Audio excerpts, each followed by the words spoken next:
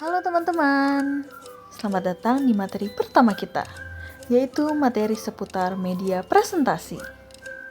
Sebelum kita memulai pembelajaran kita pada hari ini, ada baiknya kita mengetahui dulu tujuan pembelajaran kita pada hari ini, yaitu yang pertama, mahasiswa mampu memahami pengertian media presentasi. Yang kedua, mahasiswa mampu memahami tujuan presentasi. Yang ketiga, mahasiswa mampu menyebutkan kelemahan dan kelebihan media presentasi. Lalu yang keempat, mahasiswa mampu memahami jenis-jenis media presentasi. Dan yang kelima, mahasiswa mampu memahami sistematika media presentasi. Sebelum memasuki pengertian media presentasi, kita perlu mengetahui pengertian media dan presentasi terlebih dahulu. Media merupakan perantara atau pengantar pesan dari pengirim ke penerima pesan.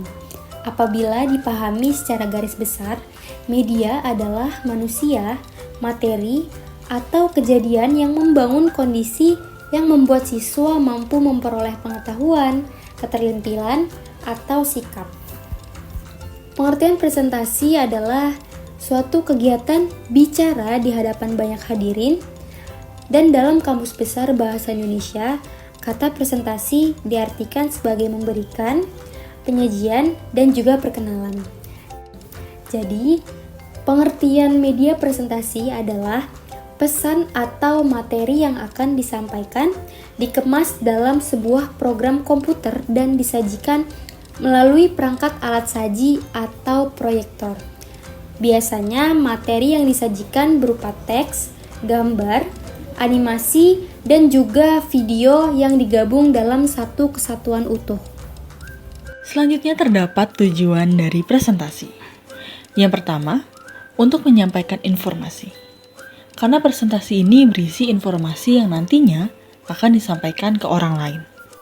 Yang kedua, untuk meyakinkan audiens.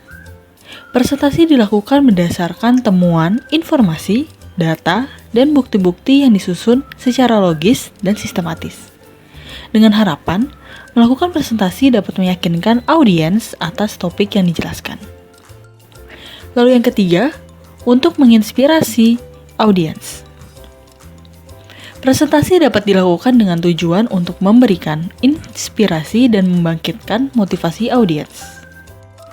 Dan yang terakhir, untuk menghibur audiens. Presentasi juga memiliki tujuan untuk memberi kesenangan kepada audiens melalui informasi yang disampaikan dalam presentasi. Selanjutnya ada jenis-jenis media presentasi. Nah, media presentasi itu ada apa saja sih? Yang pertama ada papan tulis. Papan tulis ini biasa digunakan untuk menuliskan atau menggambarkan hal-hal yang berkaitan dengan pesan atau materi yang ingin disampaikan. Berikutnya ada diorama. Diorama merupakan media berupa sebuah miniatur yang menggambarkan dari suatu objek yang tujuannya untuk menggambarkan peristiwa, fenomena, ataupun pemandangan akan dari bentuk yang sebenarnya. Nah, selain dapat digunakan untuk media presentasi, diorama juga dapat digunakan untuk memvisualisasikan hal-hal yang berupa suatu konsep agar lebih mudah dipahami dalam proses pembelajaran. Selanjutnya ada poster. Poster merupakan media cetak yang juga dapat digunakan sebagai media presentasi, karena dalam poster terdapat bentuk teks dan juga bentuk visual. Yang selanjutnya ada flip chart sebagai media presentasi. Flip chart berfungsi untuk memaparkan suatu rangkaian prosedur sehingga lebih mudah untuk dilihat dan dipahami sesuai dengan urutan langkah-langkahnya.